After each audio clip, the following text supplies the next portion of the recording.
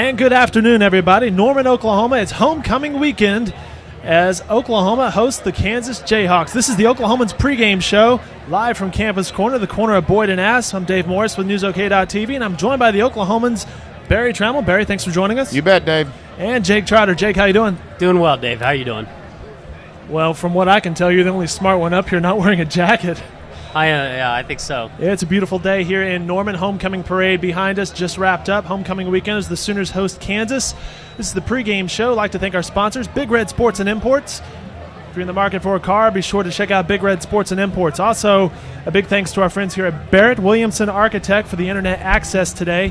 We are streaming this live on newsok.com, so anyone watching at home, feel free to submit a question, live blog, live question, and Barry and Jake will get to those questions.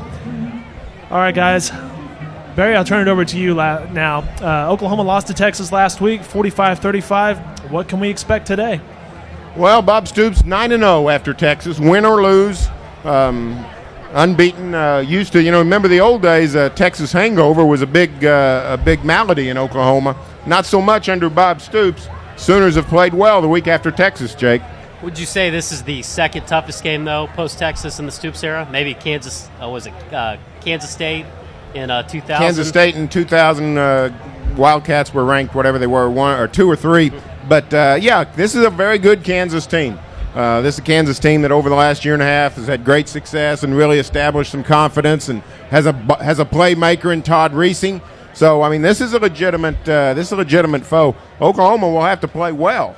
But under Stoops, they have played well the week after Texas.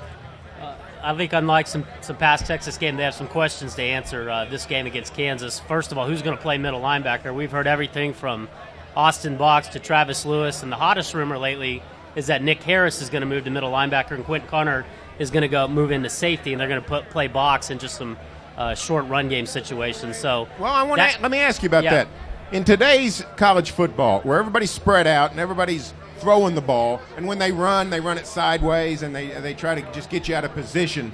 Nobody really just hammers you anymore. And the teams that Oklahoma will play that hammer you are behind them, TCU and Texas to a certain extent.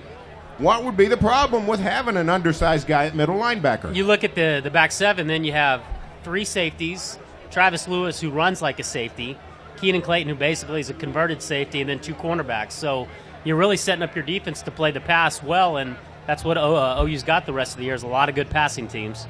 So do you think Nick Harris will be at middle linebacker today? Yeah, I think so. You think? I don't know. Usually when there's this much smoke, there's enough fire behind it. Now, all week they've said Austin Box. Tuesday they said Austin Box. Wednesday they said Austin Box. But this might be a move where they don't feel confident in Austin Box to take over the position, so this was the next best move. And Nick Harris has linebacker maybe physiques, maybe not middle linebacker, but definitely a weak side linebacker physique. Well, it's not a game you want to go do too much experimenting with, in my opinion, because this Kansas team, like we said, Kansas is one bad pass away from being about number 6 in America. Mm-hmm. The only loss they have is to South Florida that Friday night, September 12th. We saw it in Seattle. Kansas should have won that game. Reesing throws the bad pass at the end of the game. Think about it. They're 17-2 over their last 19 games. Not many people can say that. It's a good Kansas team. With all that said, this is a game where Oklahoma does need to try to fix some things. Well, think about that change. Now instead of 1 position in flux, you have 2. And that's where it gets a little bit interesting is can Quentin Carter come in and play safety the way that at least some half away his way Nick Harris was, because he was doing a great job this year at the strong safety spot. Switching sides of the ball, the run game has been a topic of major concern. Sooners not able to run it very well this year. Is it time for the Sooners to cut their losses and say, we're not going to try to run it 20, 30 times a game anymore. We're going to let Sam Bradford throw us to success? Guys, this is a question you guys addressed yesterday online at newsok.com in the Bedlam Roundtable. And Jake, you mentioned you had some answers on that as well. Is it running back by committee because each brings something different to the table? That's what they've done the past 2 years is running back by committee. Are you asking what they should do? What I think they should do, here's the deal. Inside the 20, OU has scored, 26 touchdowns, 1 field goal, which means they've been able to run the ball inside the 10. So who's been running the ball inside the 10? That's Chris Brown usually. So I would give Chris Brown some more carries because they don't need to get 15 yards a carry. They just need to get 3, 4, 5, keep defenses honest. The passing game has been so good this year that if they can just have some semblance of a running game, they'll be that much more effective offensively. And Barry, I believe that's what you mentioned online yesterday. If they are getting that initial 4 or 5 yards on first down, turn it over to Bradford from there. Yeah, and to me, what's clear is that DeMarco Murray is not the tailback he was last year, and the Sooners have not opened a lot of holes this year. Everybody admits that, but they have gotten DeMarco Murray into some situations where he can be successful, and he has not done it. You're not going to in today's football. You're not going to spring a guy wide open where all he has to do is run. The best case scenario is get a running back one-on-one with a defender, and if he can win that one-on-one battle, then you have a big play. DeMarco Murray has not been winning the one-on-ones. So I'm with you. I would give the ball more to Chris Brown if they want to continue with the run game ratio that they've been going with. This is the Oklahomans pregame show. We're live from Campus Corner, the corner of Boyd and Asp. We're also streaming this live on newsok.com. Guys, we do have a couple questions that have come in. One from Chuck, and Jake, I think you already addressed this, but what are they going to do with the running game? Anything radical? Anything radical? Well, maybe you remember the Washington game when they came out and ran off tackles 7 straight times to establish the run. It wouldn't shock me if they tried to do that today, just to see if they could get it back. Is that what Duke Robinson was referring to Yeah, earlier when he told John Helsley, hey, we need to run it more? I think so. Instead of less, we need to run it more. Now, Washington's not Kansas either. So if you think you're going to be able to do that against everybody, it's not the same caliber of defense. Kansas's linebackers are as good as any around. So it's going to be a tough challenge. But it would be interesting to see if they came out and tried to go off tackle, go a little more power game instead of coming out in the 5-wide shotgun. One thing we saw last week I didn't think we'd ever saw, we saw OU run a quarterback draw with Sam Bradford. There was another play OU ran. OU ran the old zone read, the old Vince Young play, where the quarterback in the shotgun has a chance to either hand it or keep it and run. OU ran that play. Sammy B handed off, but if he'd have kept the ball, I think he would have been wide open for a long game. Any chance we'll see Sam Bradford take off in the open field? I don't think so. I don't think that's what they want to do with this team. He's too valuable to the offense to put him in a situation where he's going to get hit. He's a drop-back guy, and I think they'll keep it that way. We asked him if we're going to see any more quarterback run game on, I think it was Tuesday, and he said he'd prefer to stay in the pocket. It's not his favorite play. And who can blame him? Last question, or last analysis of the run game. One thing you do in the shotgun is you limit your run game. Any chance the Sooners will be under center more? Put Sam Bradford under center and try to establish a running game with that way. If they do, that's what they'll do. They'll get in the I formation or the double tight sets and run off tackle again with Chris Brown or DeMarco Murray. What worked at Washington, I look to that game. It's really been the game that they ran the ball most effectively from start to finish. And if they're trying to reestablish the run game, that's the approach I would take. But if they go a 3 and out with that trying to do that, you're going to see a lot of pass the rest of the way. I don't think they're going to do too much run game after that. Barry, you touched on this a little bit in today's Oklahoman.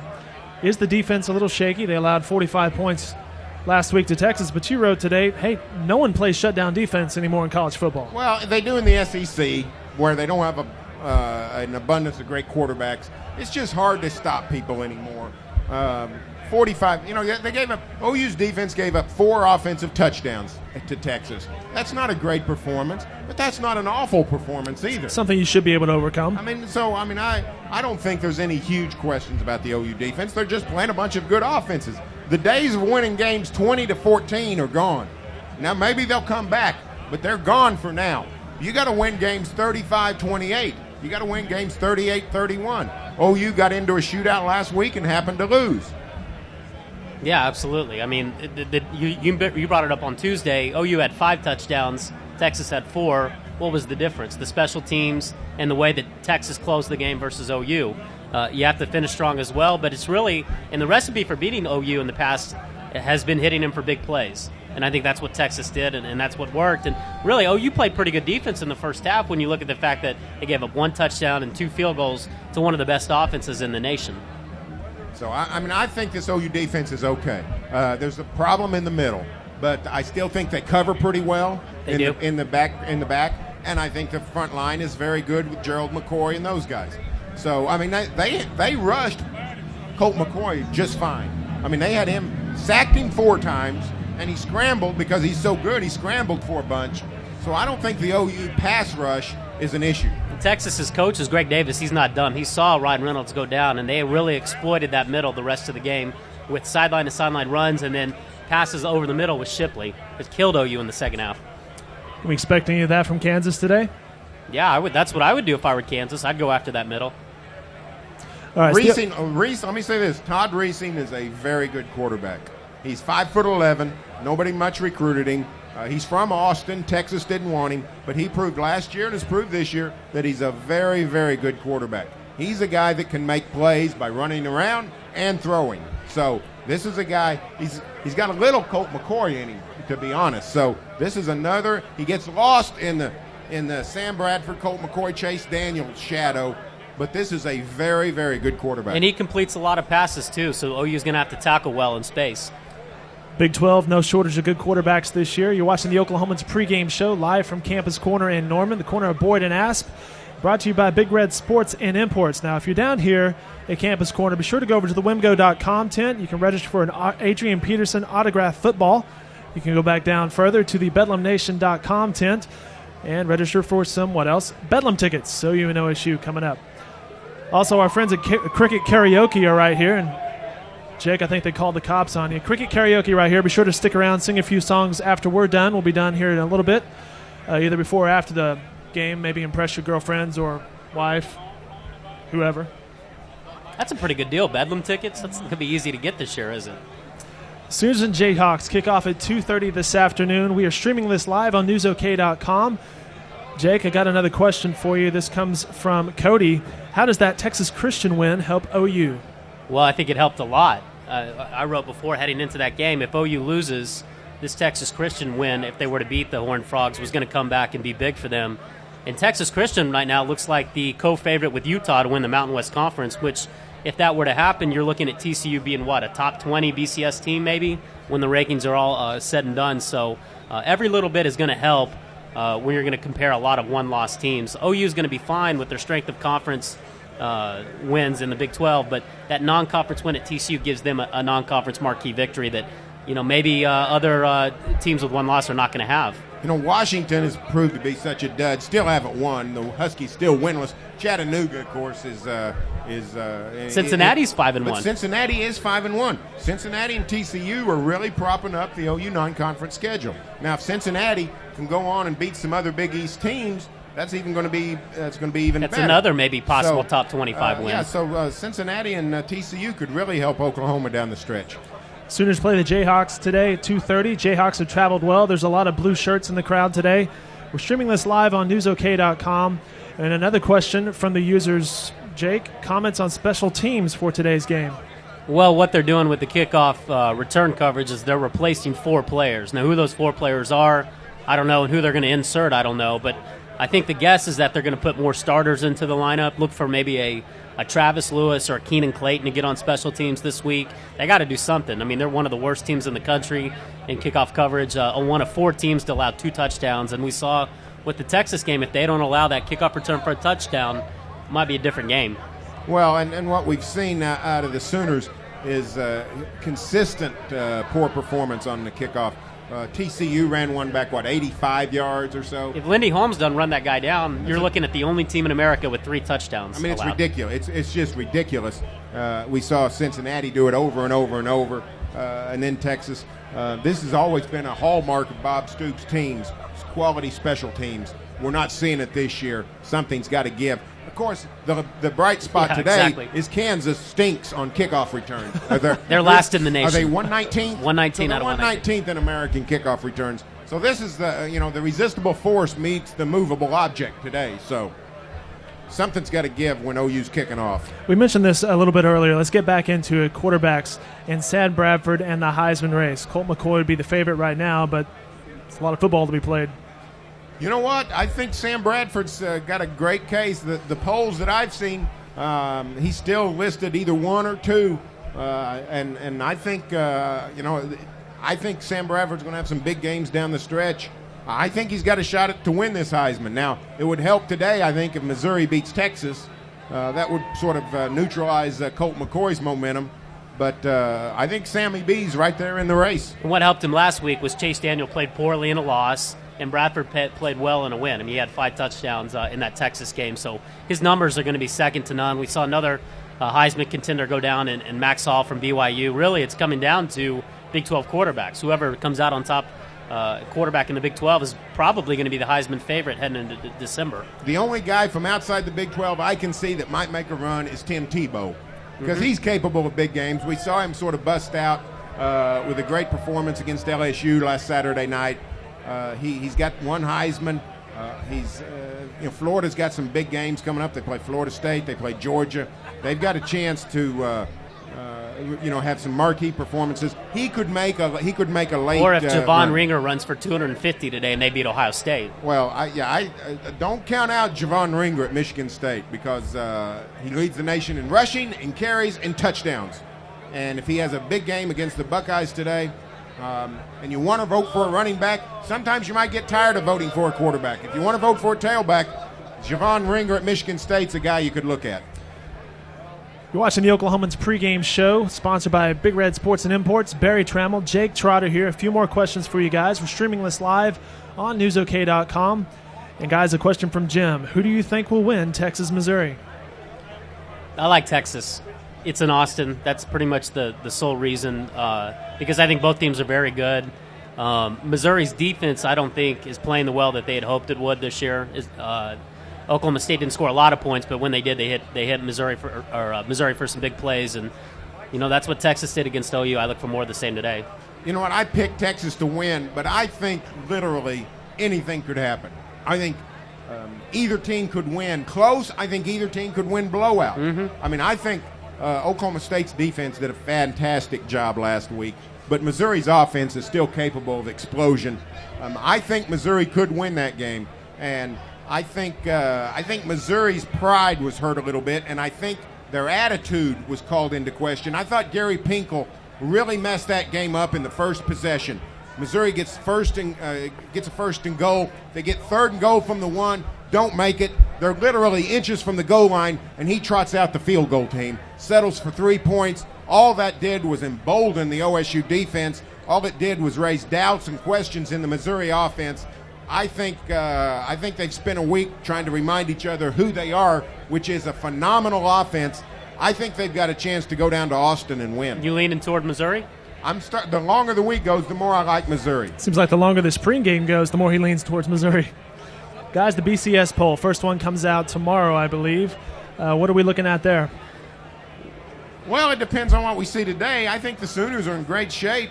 I think they're going to be probably Here's the fifth in the BCS. Probably no higher, because their computer ratings outside of Billingsley's, which is the Oklahoma guy, they're not very good. They're in the 10 to 14 range. Win today will help, but they'll still be probably 8 or 9 in the computer polls. I think they're going to be, 4 and 6, 4 and 5 in the coaches, so 5th at the best, but that's a pretty good position to be in October. The problem for the Sooners is not where they are, it's who's in front of them, and that's Texas.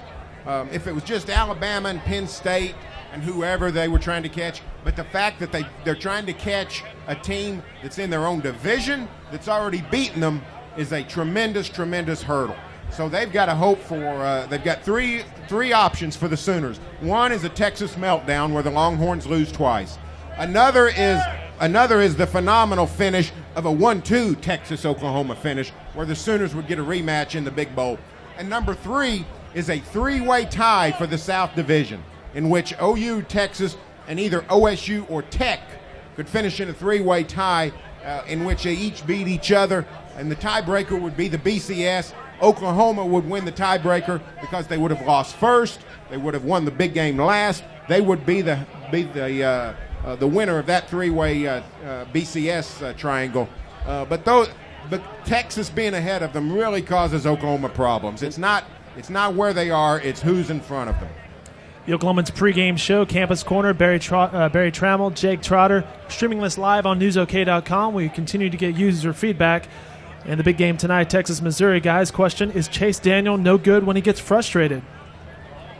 I don't think anybody's very good when they get frustrated. Chase Daniel's problem is not that he's no good when he gets frustrated. His problem is don't get frustrated. Try to keep your cool head.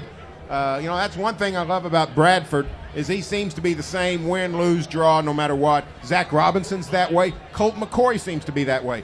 You like a guy who's fiery. You like a guy who's emotional. You don't really want that at quarterback, though. For every Brett Favre, there's 10 Hall of Fame quarterbacks who are just nothing but cool hand Lukes. And that's what you want at quarterback. Yeah, I think you said it well. I agree. Good job. All right, guys, that'll do it for the Oklahomans pregame show. The final thing we need to do, a score prediction today as the Sooners host the Jayhawks at 2:30. Barry?